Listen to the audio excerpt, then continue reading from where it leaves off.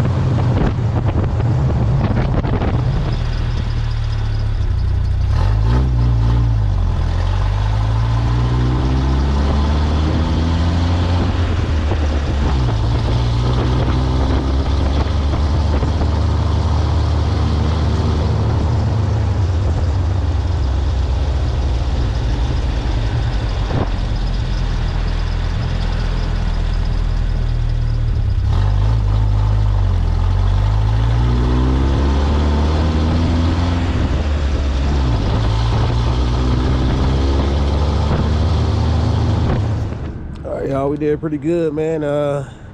She didn't lights didn't go off not one time. Let y'all see what this thing look like on the night shift, nighttime ride. That's what we're looking like.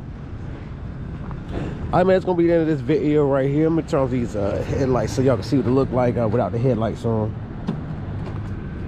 Let y'all see them green eyes. That's just the green eyes right there.